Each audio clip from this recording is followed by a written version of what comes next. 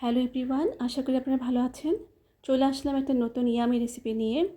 আজকে আমি আপনাদেরকে তৈরি করে দেখাবো chicken cheese with white sauce pasta. তো এই পাস্তাটা অনেক মজাদার হয়, সবাই খুব পছন্দ করেন এবং আমার খুব ফেভারিট। তো চলুন কেমন করে এই পাস্তাটা তৈরি করছি তো আপনাদের সাথে শেয়ার করি। আমি এটা চিকেন দিয়ে করব, চিকেন ছাড়াও পাস্তাটা করা যায় হোয়াইট সস দিয়ে। তো এখানে আমি মুরগির বুকের মাংস নিয়েছি। তো ছোট ছোট কিউব করে নিতে হবে মাংসটা, পরিমাণ মতো নেবেন, যতটুকু প্রয়োজন মাংসটা ততটুকুই নেবেন পাস্তার জন্য। তো আমি এখানে আদা রসুন পেস্ট দিয়ে দিলাম, পরিমাণ মতো মরিচের গুঁড়া এবং জিরার গুঁড়া এবং লবণ দিয়ে, সামান্য একটু সয়া সস দিয়েছি দেখেছেন, আধা চামচ পরিমাণ। তো দিয়ে আমি ভালো করে এটা মেখে 15 থেকে 20 মিনিট রাখতে পারেন, আর না রাখলেও চলবে, আপনারা সাথে সাথেও এটা রান্না করে ফেলতে পারবেন। তো আমি একপাশে এটা ম্যারিনেট করার জন্য রাখলাম, আর এখানে আমি চুলায় গরম পানি চড়িয়ে দিয়েছি, লবণ দিলাম আর সামান্য একটু তেল দিতে হবে। তো এখানে আমি পাস্তাগুলো দিয়ে দিলাম, দিয়ে ভালো করে সিদ্ধ করে নেব। যতক্ষণ পর্যন্ত ভালো করে সিদ্ধ না হয় ততক্ষণ পর্যন্ত চেক করে দেখতে হবে। তো তেলটা দিলে তো পাস্তাটা ঝরঝরা থাকবে। এটা হচ্ছে একটা ম্যাকারোনি, এটাকে পাস্তাও বলা যায়। তো ভালো করে দেখুন, আমি বারবার দেখছি সিদ্ধ হয়েছে কি না। তো সিদ্ধ করে নিয়ে তো আমি এটা একটা স্ট্রেনারে পানি ঝরিয়ে রেখে দিয়েছি। তো এখন আমি চিকেনটা প্রিপেয়ার করে নেব। তো আমি সামান্য প্যানে তেল দিয়ে গরম করে নিয়েছি এবং এখন আমি মুরগির মাংসগুলো দিয়ে দিলাম, দিয়ে ভালো করে নেড়ে চেড়ে এটা কুক করে নিতে হবে, ভালো করে সিদ্ধ করে নিতে হবে। তো এই পাস্তাটা শুধু হোয়াইট সস দিয়ে করা যায়, তো আমি চিকেনটা দিয়ে করেছি, এটা দিয়ে অনেক ভালো হয়, মজা হয়, তাই জন্য। তো দেখুন ভালো করে নেড়ে চেড়ে তো আমার এই মুরগির মাংসটা ভালো করে সিদ্ধ হয়ে গেছে, যেহেতু বুকের মাংস একটা ফার্মের মুরগি, তো তাড়াতাড়ি সিদ্ধ হয়ে যায়। তো এখন আমি আরেকটা প্যানে মাখন দিয়ে দিলাম, আর অবশ্যই হোয়াইট সসটা মাখন দিয়ে করতে হবে, হোয়াইট সসের জন্য আমি প্রিপেয়ার করছি।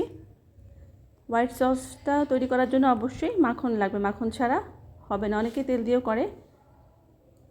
তো এখানে আমি এখন ময়দা দিয়ে দিলাম 1.5 টেবিল চামচ।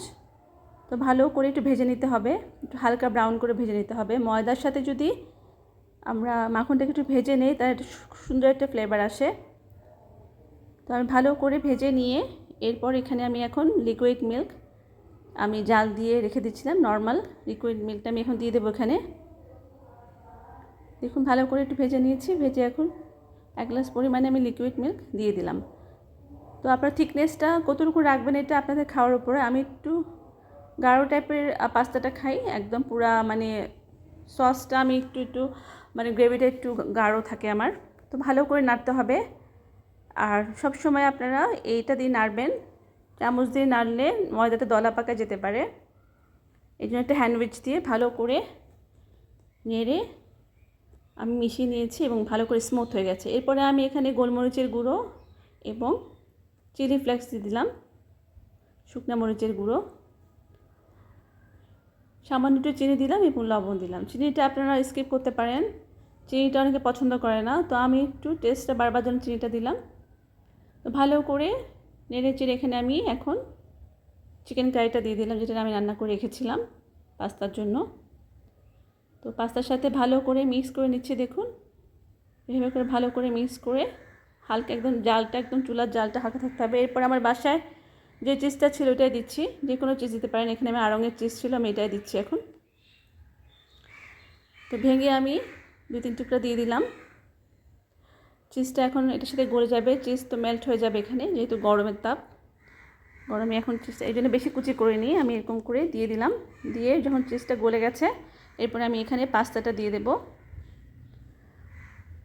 তো পাস্তাটা দেওয়ার পরে ভালো করে মিক্স করে নিতে হবে। তো আপনারা চাইলে এরকম করে বানাতে পারেন বা যার যার মতো পছন্দ করে বানাতে পারেন, আর রেসিপিটা যদি ভালো লাগে আমার মতো করে ট্রাই করে দেখতে পারেন। অনেকই আমি অনেক পছন্দের একটা খাবার।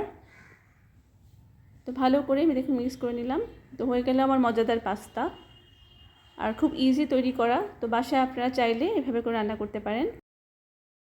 তো ভিউয়ার্স, হয়ে গেল আমার chicken cheese with white sauce pasta.